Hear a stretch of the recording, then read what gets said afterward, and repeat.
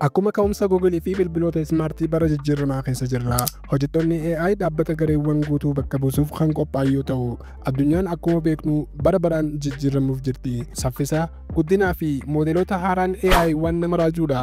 Ji'oota muraasa booda wanti jiru fooyya'aa dhufa. Garuu akka ati duubatti haftu hin barbaadu. Mee carraawwan gurguddoo yeroo warraaqsa AI bara 2025 kanatti carraa gurguddaa AI fayyadamuudhaan karaalee salphaa maallaqa itti hojjechuu dandeenyu haa ilaallu yoo zeeroo irraa jalqabdallee. Maallaqa argachuutti seenuu dura tajaajila AI waliin niish yookaan immoo mata duree kee adda baasuu qabda.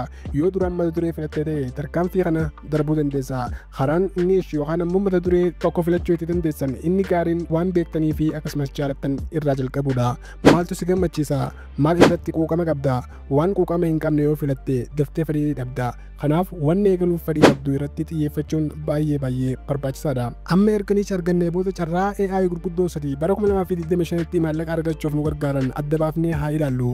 Mara sadeen amma siif himu kana yoo fayyadamte osoo hin turre beekumsa, dandeettii fi akkasumas galii dabalataa argachuu dandeessa. Tokkoon mala kanneenii haala armaan gadiin isiniif tarreesseera. Malli jalqabaa qabiyyee barreessuu yookaan immoo content writing isa jennuuni. Meeshaaleen AI barreeffama qabiyyee jijjiiraa jiru. Qabiyyee barreeffama qulqullina olaanaa qabu oomishuuf salphaa fi saffisaa taasisaa jiru. Waltajjiiwwan akka Jasper AI yookaan immoo ChatGPT DeepSeek fayyadamuudhaan barreeffamoota biloogii, barruulee fi waraabbii gabaa maddisiisuu, kitaaba barreessuu, iskiriptii dabalatee wantoota bifa barreeffamaan kaaman kamiyyuu karaa gabaabaan akka qopheessitus dandeessisa.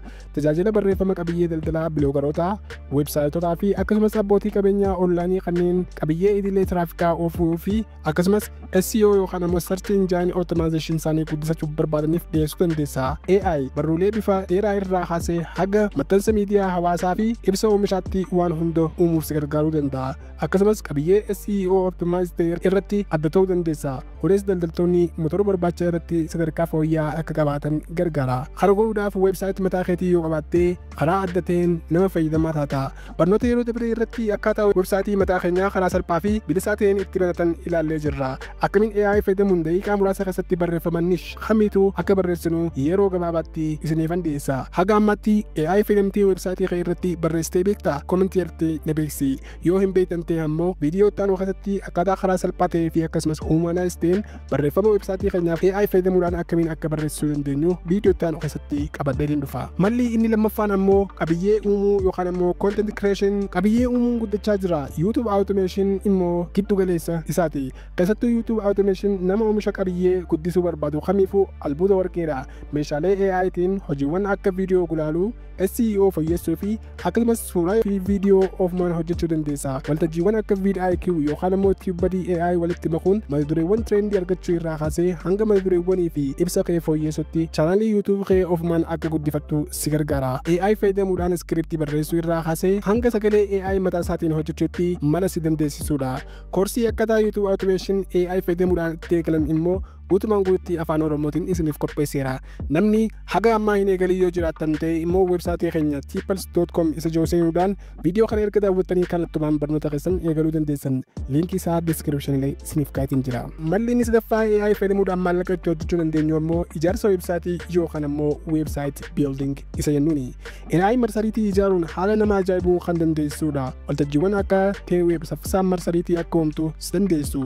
LLC'n haaraan hedduun immoo marsariitii walxaxaa hin barbaachisan waan hojjetu qofa barbaadu. Yoo kana irratti goomsa argatte maamiltoota irraa salphatti kafaltii argachuun tajaajila akka SEO optimization fi organikii bilisaa gara marsariitii isaaniitti oofuu dandeessa. Yoo karaa marsariitii qulqullina olaanaa qabuun gatii dhiyeessite maamiltoota yeroo dheeraaf tursiisuun baay'ee salphaa ta'a. Akkasumas weebsaayit diizaayin godhuuf ChatGPT yookaan ammoo DeepSeek fayyadamuu dandeessa. Garuu kanneen godhuudhaaf ammoo muuxannoowwan koodii qabaachuu qabda kan akka HTML fi Java jechuudha. Tarraawwan sadeen qabiyyee barreessuu yookaan ammoo content creation, qabiyyee barreessuu yookaan immoo content writing, qabiyyee uumuu yookaan immoo content creation fi akkasumas ijaarsa weebsaayitii yookaan immoo website building kanaan carraa AI bara 2025 kanatti carraa guddaa AI fayyadamuudhaan galii itti uummachuu dandeenya.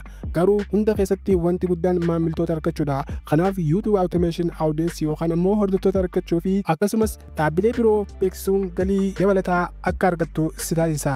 Ammallee carraan jira. Ka'umsa AI itti hirmaachuun guyyaa irraa eegaluu dandeessa. Viidiyoo kanarraa waan guddaa akka barattan abdii qaba. Gaafis ta'ee yaada kamiyyuu qabaattan immoo karaa komentii na beeksisuu hin dagatinaa. Viidiyoon kun yoo sirriitti ilaalaa godhuun akkasumas chaanalii keenyaaf haaraa ta'an immoo sabiskiraayib godhuudhaan maatii keenya dabalamuu hin dagatinaa. Haga viidiyoo biraatiin walitti deemuutti nagaan na tura.